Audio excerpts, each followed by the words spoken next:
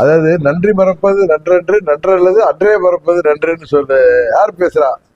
சாத்தான் வேதம் ஓதுகிற மாதிரி இருக்கு. சொல்லுவாங்கல்ல நம்ம ஊர்ல எல்லாம் சாத்தான் வேதம் ஓதுகிறதுன்னு. அது மாதிரி ஐயன் திருவள்ளுவரெல்லாம் எடுத்து பேசுறாரு. அதாவது மற்ற கட்சியை சேர்ந்தவர்களோ தமிழ்நாட்டு மக்களும் முட்டாள்கள் நினைக்கிறாங்க. அவங்களுக்கெல்லாம் எதையும் மறந்துடுவாங்கன்னு நினைக்கிறாங்க. நன்றியை பத்தி யார் பேசுறது? துரோகத்தை தவிர வேற எதையுமே தெரியாத பழனிசாமி பேசுகிறார். அவர் பேசுறதுல முதல்ல அவர் என்ன பேசுறாரு? அம்மாவுடைய ஆட்சியை கலைக்க முற்பட்ட போது பாஜக வந்து காப்பாத்துன்னு சொல்றாரு. அதே தவறு.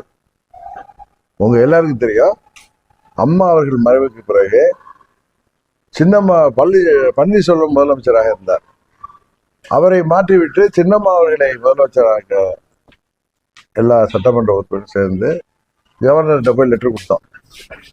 அந்த நேரத்துலதான் உங்களுக்கு 14ஆம் தேதி தள்ளி போட்டார் சுப்ரீம் கோர்ட் தீர்ப்பு வச்சு. அதுக்கு இடையில தான் அண்ணன் பன்னீர்செல்வம் தர்ம யுத்தம் தொடங்கி போனார். அப்பொழுது திமுக கொண்டு வந்த நம்பிக்கையில்லா தீர்மானத்தை இவரை காப்பாத்தினது பாஜக இல்ல, சட்டமன்ற உறுப்பினர்கள் 122 பேர். கரெக்டா?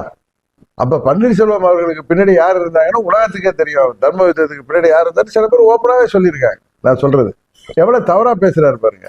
அன்றைக்கு ஓட்டெடுப்புல இவரை காப்பாற்றிய 122 எம்எல்ஏக்கள், அவர்கள 18 பேர் பிற்பாடு பழனிசாமியின் செயல்பாடு சரியில்லைன்னா முதலமைச்சர் பழனிசாமியை மாத்தணும் தான் அவங்க கவர்னர்கிட்ட போய் மனு கொடுத்தாங்க. அவங்க ஒன்றும் கவுக்கணும்னு போகல.